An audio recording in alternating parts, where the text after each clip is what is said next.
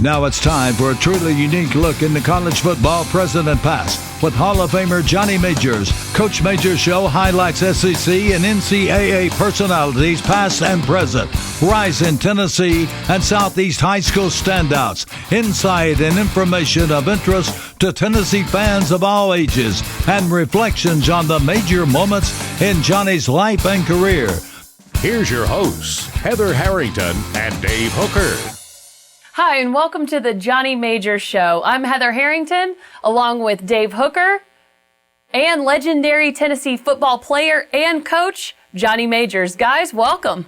Thank you, Heather. It's great to be here. Excited to be here with a Tennessee legend for sure, and good to work with you, Heather.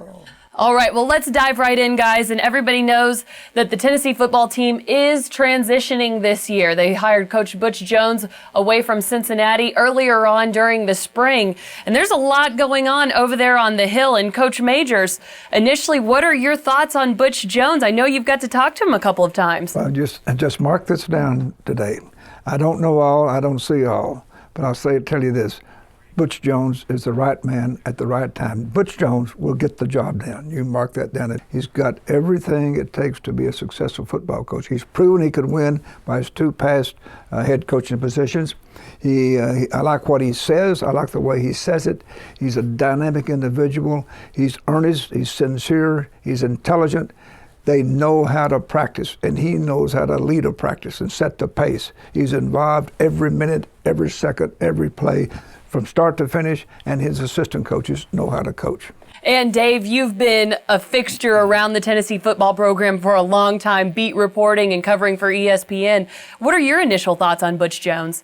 As you know, Heather, I'm kind of cynical by nature, but I've met Butch Jones a couple of times, and I've been absolutely blown away, and I wouldn't say that if I didn't mean it. The recruiting is obviously something that he's taken off with, but I agree with Coach Majors and those practices and the intensity of them, the football camps he's had, getting former players involved. I've not heard one person in the Tennessee community say anything negative about Butch Jones. I believe he is the right man for the job. One thing that's impressive to me, and Coach Majors, you never had to deal with this back when you were coaching at Tennessee, but how he is on social media and how he has embraced the social media platform. And Dave, what do you talk about, or what do you hear from recruits about just Butch Jones being on Twitter and Facebook and everything? I think they love it, and it's not just him, it's assistant coaches as well. And what you've seen is now prospects take to that, and now they're handling out Twitter suggestions for players they would like to come to Tennessee. So I've been incredibly blown away with what he's done with social media. I can say beyond the shadow of a doubt that in terms of recruiting and being hot in social media, Tennessee is unparalleled in the nation. Coach Majors, what do you think would have gone on if you had Twitter back when you were at Tennessee? Good. The third grade written problems shook me up. I've never recovered. I would be absolutely way behind times, but I think I'd had to really get on the ball to keep up with Butch Jones, because I'd be getting second and third stringers rather than starters and All-Americans for the future. Well, and let's be frank, too. They have assistants that help them do that. I wonder sometimes how many times coaches are actually doing their own Skyping or their own Twitter or own Facebooks. But the point is, the plan is in place, and it's helped a lot. And it seems to be his plan. It's something that he's carried on from the different places that he's been in his past. One thing that, football is football, Coach, no matter what era it seems to be. I would just like to know, what advice would you give Coach Butch Jones, having already worn the coaching hat at Tennessee? I don't plan to give Coach Butch Jones much advice at all. We have met on 3 different occasions, had 3 good visits, and I've seen him several times at practice. I said, the main thing I think you're going to find, Tennessee people will stick with you when they find out that you are going to do what you can do, is that when I came here, I had a very difficult challenge ahead of us. But for every negative letter I received, I can't count them all, I received 50 to 100 positive letters to say, Coach, hang in there. We're with you. We're glad you're here. They're glad he's here, and he's going to get a lot of support. And I'll tell you one last thing about that. We can tell, football knowledgeable people can tell when he can coach by the first game they play, they will be better disciplined.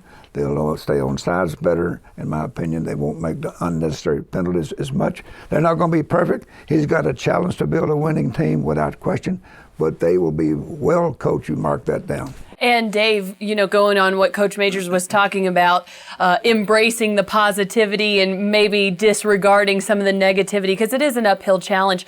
What is the timeline that Butch Jones can, best case scenario, have this Tennessee team back to where they have been and the heights that they have achieved? I would say you can get to 8 or 9 wins by 2014, and because I think you've got a really depleted roster right now because of his predecessor. I think that they're going to have to rebuild this year, and then next year you lose almost the entire offensive line and a couple linebackers. I really believe there's 2 rebuilding projects. I would encourage Tennessee fans to be extremely patient, because the last thing you want now is another changeover, and I think Butch Jones, with his 3 years, with the recruiting I've seen, can get there. And not 2014, definitely by 2015. I believe they'll be a competitive, very competitive program.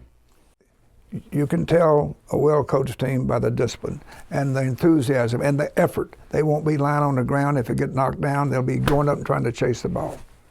All right, that's us breaking down Tennessee football. When we come back, one of the things that really makes this show truly special, that's going back into the archives and talking with people that have not only worked alongside Johnny Majors, but were also coached by him, and some of his more special Majors moments. Some special Majors moments when we come back.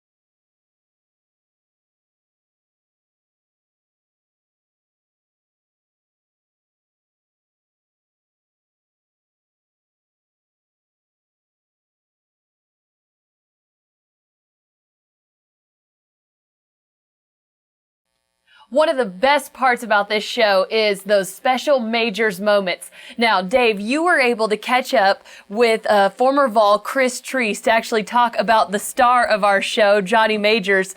And what did you learn from that? I learned this guy's mean. I mean, no, but he means it in a good way. And Treece shared a very interesting story with me about how he was new on campus and he thought he was pretty big stuff, and suddenly Coach here put him in his place, and it was one of the best things for him. Here's Treece.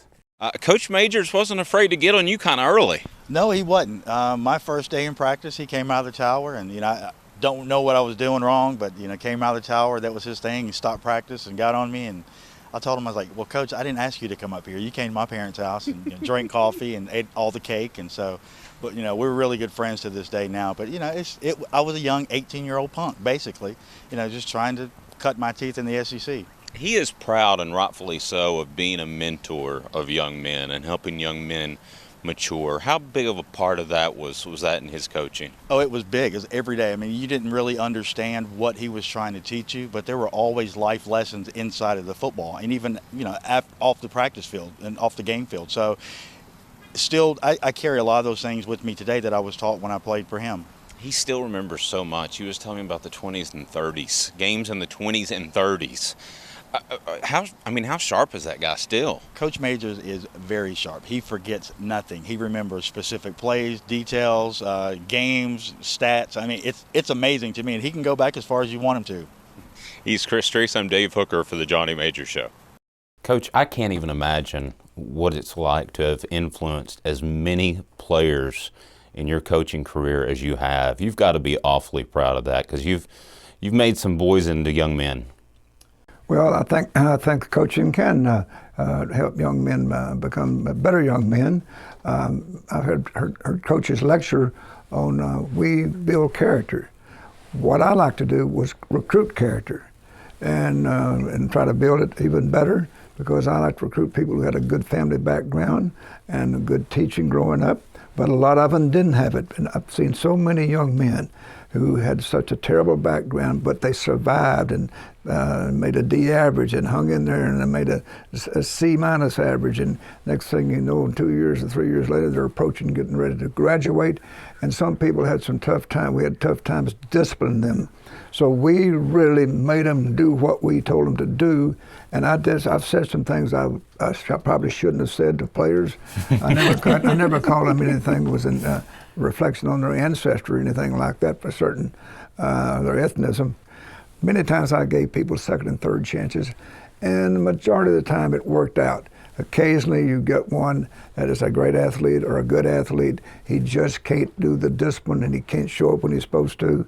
But when he showed up, they had to come in the room with their hats off, the sunglasses off. I wanted to see the eyes. I wanted eye contact. And they had to learn to act like gentlemen, because when they got a job, they weren't going to be able to have their sunglasses on or when they wear their hats in a meeting. You can teach stuff, and I believed in teaching a lot of off-the-field stuff that was important, like manners. We had lessons and had people come in and show them how they set tables and how to use a proper fork and knife, because that's always been a sensitive thing to me. And that's good to have a little confidence along those lines, too. And Dave, you know that it never hurts to get a little fired up in the coaching profession, right? Very true. Was your philosophy to treat every player the same, or did you have to treat them differently? No, I don't believe. I think every player has to be on time, every one of them. And I had a saying: the bus waits on no one. It doesn't wait on the Heisman Trophy winner Tony Dorsett. It doesn't wait on Reggie White, or it doesn't wait on Anthony Hancock or anybody. It doesn't wait on the head coach or the manager, the trainer. When the bus leaves, it leaves. I never missed a bus. I never came close to it. But I've got a few stories about that, but don't have time to tell them today. But everybody's a little different, and you had to handle them different at times. And this bus is going to keep on rolling. Coming up next, we're going to talk some Tennessee recruiting. One thing that Butch Jones has really made a splash in is his commitments for his upcoming first signing class. Stay tuned. Recruiting Spotlight when we return.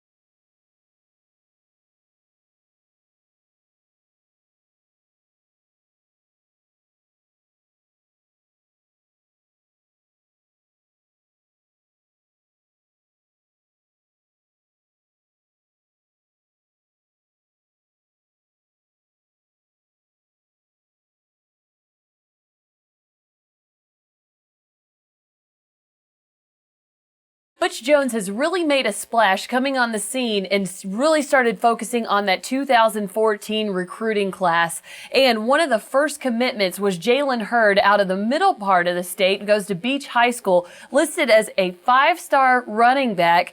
I'll just give you his stats, Coach. He's 6'3", 230 pounds. And man, watching that highlight film, he can run. Well, I'll tell you, I tried to make 170, never made it. Wow, he can run. He can really run. I don't see him going at all on the defense at all. He has it all. 6'3", you already mentioned his size. He has great vision of the field. He sees daylight. I've never seen anybody that sees daylight better.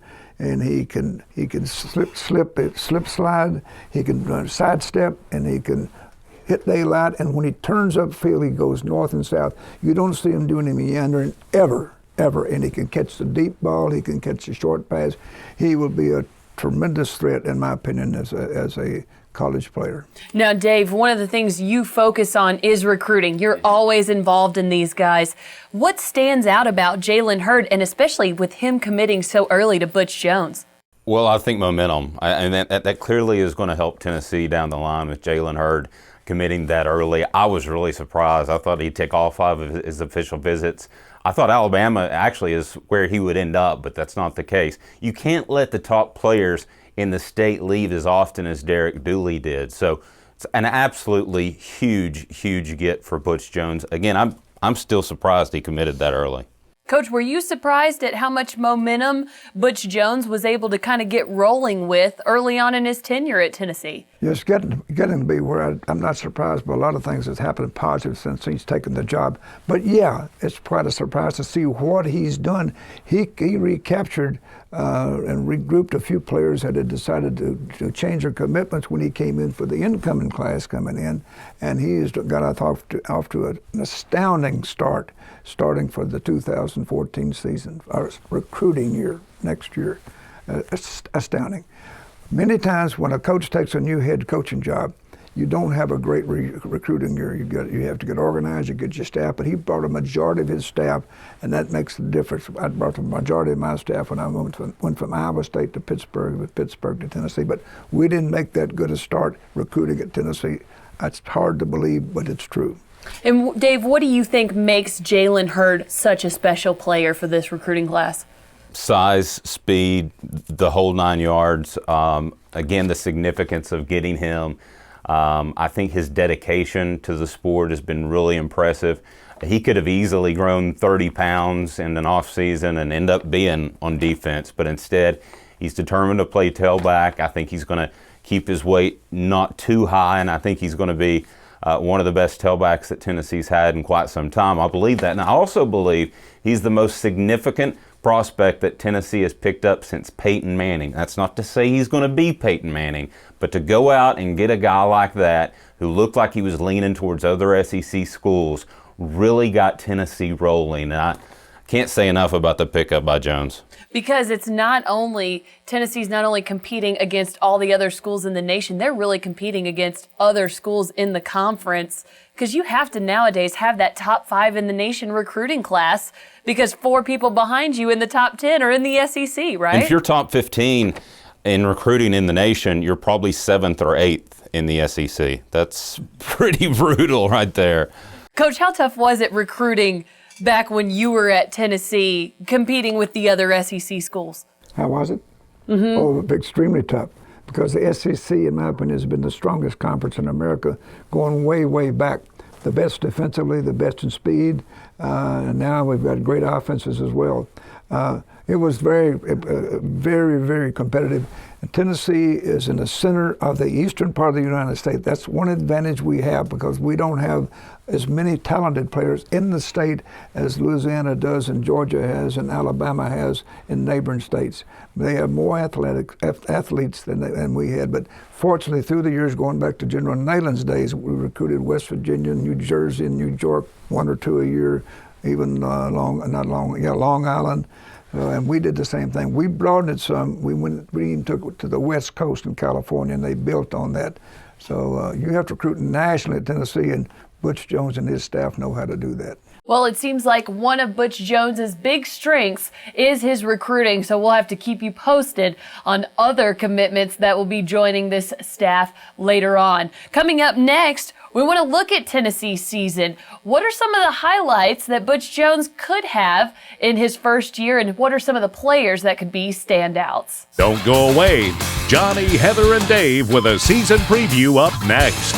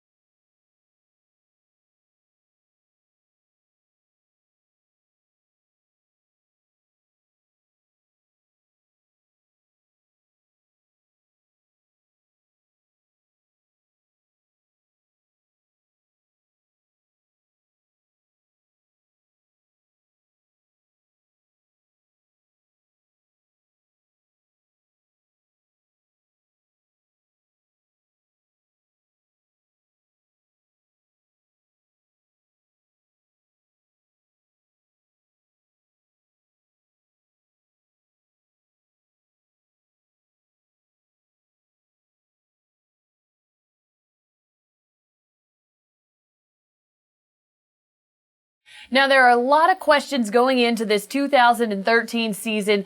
First off, is Butch Jones, what kind of offense is he going to run? And Coach Johnny Majors, if you had the option of running the spread option offense, you would like that, wouldn't you? Oh, I'd have loved it as a player, but I'll tell you this, if I would do it now. I'd be coaching the spread offense if I were coaching today, and that's what Butch Jones is going to be coaching. He knows the offense. That's what he's been using.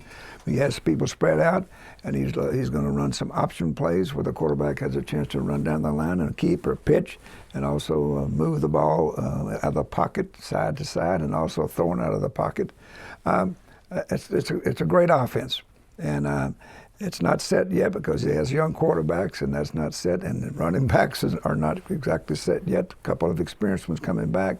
Offensive line will be one of the best, one or two, at least in the top 5 in the country, and that's great. That's where you start with your foundation. Receivers, I'm sure, have a long way to go. Maybe some young ones will come in there. We'll find out pretty soon. It won't be that long before they start. But I like what he's doing, and I like the way he's going about it and the way they practiced.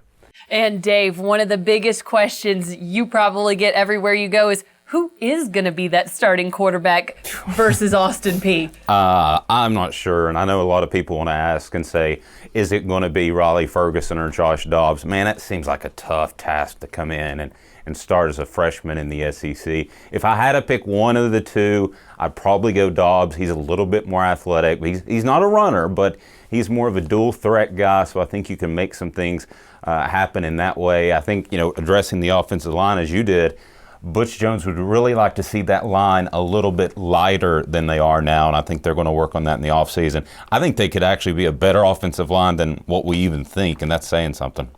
And one of the biggest things that plagued Tennessee last year was their defense and lack of execution. And Coach Majors, when in the whole scheme of things, does it matter if you're running a 3-4 or a 4-3? And what do you see Butch Jones doing? I really don't think it makes a difference about 3-4, 4-3, or 4-4. Frankly speaking, you have to coach what you know best, but primarily to coach what's best suited for the material you have, according to how many down linemen you have, whether you use a 3-4 or 4-3, or how many linebackers you have, vice versa. And the main thing, if they can, and I'm sure they will, improving the pursuit angles, and the name of the game is leverage. Keeping the game in front of you when you're playing defense, and keeping the game inside of you on the corners.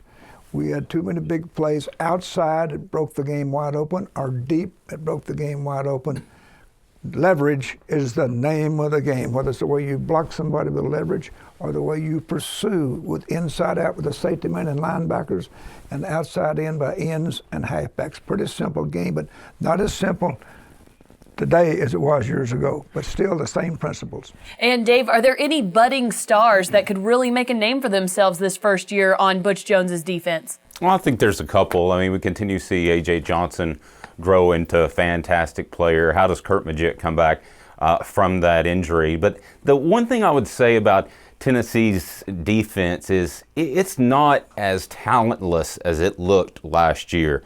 Now, it's definitely not the '98 national championship team, certainly not, but the coaching was bad. Sal Sunseri, God bless him, he's a good recruiter in the Northeast. He's been a okay linebackers coach, but he wasn't ready to be a coordinator, and he never got it. The players never bought in. This defense will not be as bad as some people are afraid it will be. And one name I would definitely like to throw in is LaTroy Lewis, too, who was playing kind of a hybrid position last year, going from in to outside linebacker. But, man, this guy, if he comes back from his knee injury, he looks, first of all, he looks like a LeBron James, 25 years old and only 19. He is all man, and he looks like he's ready to blow some people up. And that secondary will be much better. It can't be as bad as it was last year, Coach. All right, mark that down. Dave Hooker said that. I mean, Okay, Dave, I'm counting on that. all right. I promise you, I'll write it down. And going in and just looking at the schedule, guys, Butch Jones does have a really tough challenge ahead of him. Kind of how do you see the season maybe playing out? There's no way to know.